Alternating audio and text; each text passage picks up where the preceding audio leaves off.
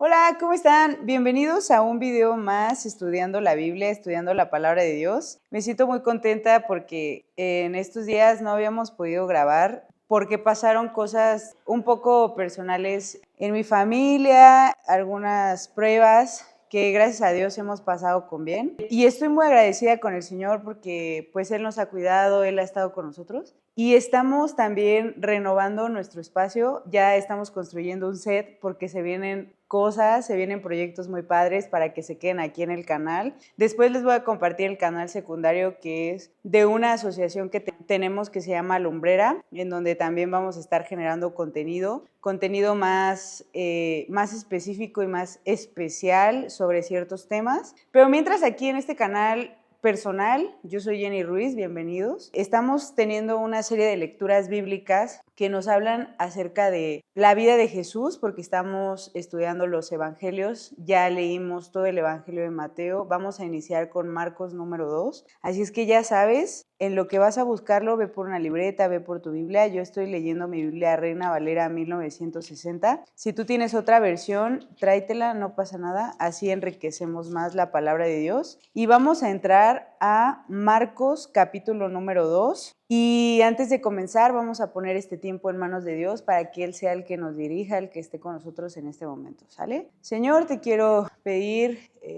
mucho y te quiero también agradecer porque tú eres bueno, porque a través de estos días tú, Señor, nos has fortalecido, has estado con nosotros, hemos sido constantes y permanentes. Señor, en tus caminos quiero pedirte que tú seas el que, Señor, esté con nosotros en cada una de estas lecturas. Quiero pedirte que tú seas, Señor, el que nos guíe, esté con nosotros. Gracias por lo bueno que eres, gracias por permitirnos disfrutar de estas nuevas cosas que pudimos adquirir. Te quiero pedir, Señor, que tú nos sigas bendiciendo, nos ayudes y que tu Espíritu Santo sea el que nos guíe en la lectura de tu palabra. En el nombre de Cristo Jesús te lo pido, Señor, por favor. Amén. Bueno, vamos a iniciar leyendo Marcos 2, versículo 1, y dice así: Entró Jesús otra vez en Capernaum después de algunos días, y se oyó que estaba en casa, e inmediatamente se juntaron muchos, de manera que ya no cabían ni aún a la puerta, y les predicaba la palabra. Entonces vinieron a él unos trayendo un paralítico, que era cargado por 4,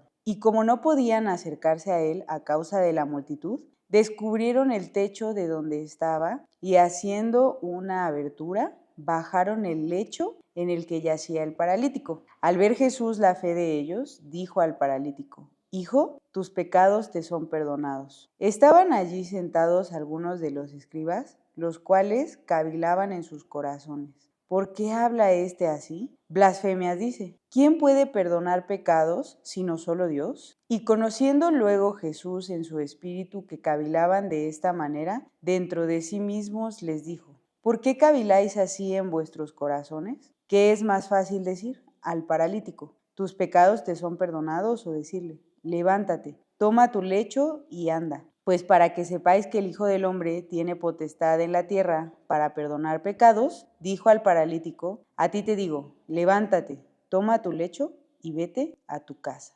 Entonces él se levantó enseguida y tomando su lecho salió delante de todos, de manera que todos se asombraron y glorificaron a Dios diciendo: nunca hemos visto tal cosa. Aquí podemos ver, y a través de esta historia que le sucedió a Jesús, podemos aprender muchas cosas. Pero número 1, podemos aprender que nos tenemos que rodear de personas que nos lleven hacia Jesús. Él estaba en una situación en donde estaba en una casa, había llegado a Capernaum y mucha gente, por la fama de Jesús, venía a él y no podía entrar ni un alfiler más en esa casa, e incluso había personas afuera, tanto que las personas ya no podían entrar para escuchar a Jesús, para ser sanados, etc. Pero estos 4 amigos, preocupados por él, hicieron y tuvieron ideas hasta conseguir que su amigo fuera perdonado de sus pecados, salvado por Jesús. Y nosotros también podemos aprender de ellos que nos debemos de rodear de personas que nos acerquen a Cristo, no que nos alejen de Él, que nos acerquen a la verdad, no al pecado, que nos acerquen y nos ayuden a ser sanados por Jesús y no al mundo en donde vamos a ser heridos. Entonces dice que pues ellos hicieron una abertura en el techo y bajaron a su amigo. Ellos se esforzaron por llevar a esta persona a los pies de Cristo. Y Jesús aprovecha este acto para enseñarnos dos cosas. Uno, que Él, gracias a la fe de sus amigos, a la fe de ellos, gracias a la fe y a la fe del paralítico, le perdona sus pecados. Nosotros tenemos a un Salvador que es capaz de perdonarnos todos y cada uno de nuestros pecados. Pero también tenemos a un Salvador que nos puede sanar de nuestras enfermedades, porque después las personas que estaban ahí, los fariseos, cavilaban en sus corazones, diciéndole que solo Dios puede perdonar pecados, pero Él es Dios. Aquí podemos ver que Él es Dios porque Él perdonó esos pecados. Y entonces Jesús les dice, para que sepáis que el Hijo del Hombre es Dios y para que sepáis que tiene poder,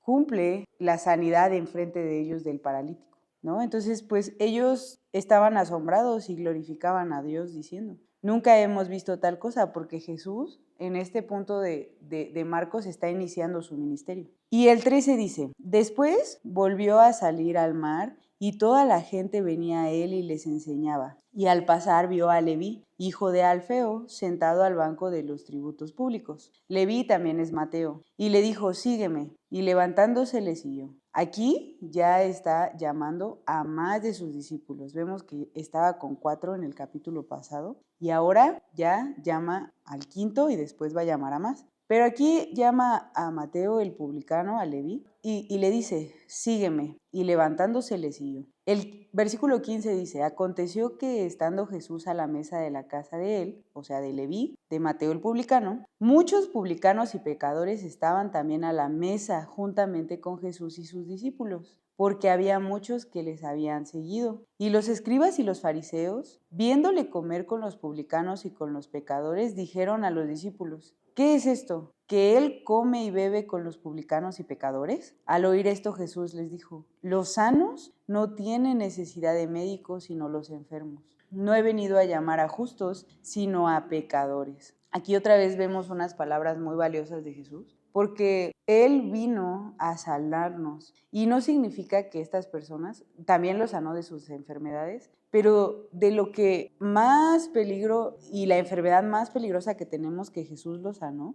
es de sus pecados. Por eso dice que los sanos no tienen necesidad de médico. Las personas que no están enfermas no van al doctor, no van por medicina, no van a ser tratados porque son sanos. Pero las personas que sí tienen necesidad de médico es porque están enfermas. Y nosotros tenemos una enfermedad muy grande que se llama pecado, que solamente Jesús nos puede sanar. Así como sanó al paralítico, te puede sanar a ti y me puede sanar a mí si se lo pedimos. Y después el 18 dice, y los discípulos de Juan y de los fariseos ayunaban. Y vinieron y le dijeron, ¿por qué los discípulos de Juan y los de los fariseos ayunan y tus discípulos no ayunan? Jesús les dijo, ¿acaso pueden los que están de bodas ayunar mientras está con ellos el esposo? Entre tanto, que tienen consigo al esposo, no pueden ayunar. Jesús hacía una referencia de él como el esposo, ¿no? Y como él estaba con ellos, pues ellos no tenían necesidad de hacer ayuno porque el reino de Dios y Dios mismo estaba con ellos. Dice el 20, pero vendrán días cuando el esposo les será quitado. Entonces, en aquellos días, ayunarán. O sea, Jesús iba a serles arrebatado, iba a morir. Después iba a resucitar, iba a ir al cielo. Y en esos días es donde ellos iban a ayunar. El 21 dice, nadie pone remiendo de paño nuevo en vestido viejo. De otra manera, el mismo remiendo nuevo tira del viejo y se hace peor de la ruptura. Y nadie echa vino nuevo en odres viejos. De otra manera, el vino nuevo rompe los odres y el vino se derrama. Y los odres se pierden, pero el vino nuevo en odres nuevos se ha de echar. Aquí habla de cómo, pues, ese ministerio que iban a tener ellos, en el que no debían de añadirle enseñanzas viejas o pasadas a lo que Jesús les estaba diciendo, ¿no? Que ellos debían de crecer como nuevos y de estar nuevos en su ministerio. Pero pues aquí vemos cómo un día Jesús advierte que el esposo les será quitado, ¿no? Y ayunarán. Y después el 23 dice, aconteció que al pasar él por los sembrados un día de reposo, sus discípulos, andando, comenzaron a arrancar espigas. Entonces los fariseos le dijeron, mira, ¿por qué hacen en el día de reposo lo que no es lícito? Pero él les dijo: ¿Nunca leísteis lo que hizo David cuando tuvo necesidad y sintió hambre él y los que con él estaban?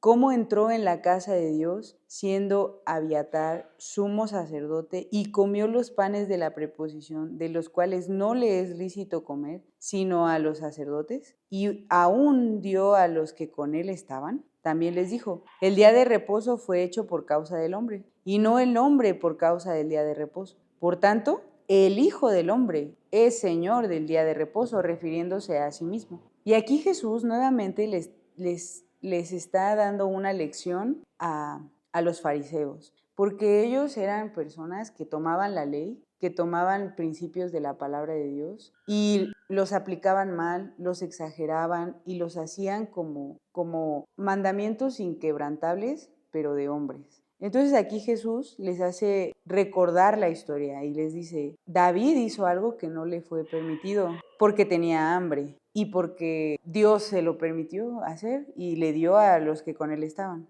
Pero él les dice: ellos tienen hambre y pueden recoger espigas y pueden saciarse y alimentarse, porque el día de reposo fue hecho por causa del hombre y no el hombre por causa del día de reposo. O sea, el día de reposo está hecho para que nosotros descansemos, y no solo descansemos, sino que glorifiquemos a Dios ese día, para que sí, como 6 días Dios trabajó, hizo todo, el séptimo día descansó. Nosotros también necesitamos descansar, ese descanso. Pero ellos lo llevaban al extremo de literalmente no hacer absolutamente nada, ni siquiera para alimentarse. Entonces Jesús les dice que Él es, el Hijo del Hombre es el Señor del día de reposo. O sea, Él tenía la autoridad de darles permiso a sus discípulos de, en el día de reposo, recoger espigas y comerlas para saciarse. Entonces, aquí Jesús vino a todos esos principios bíblicos, a regularlos, a explicarles qué significaban realmente.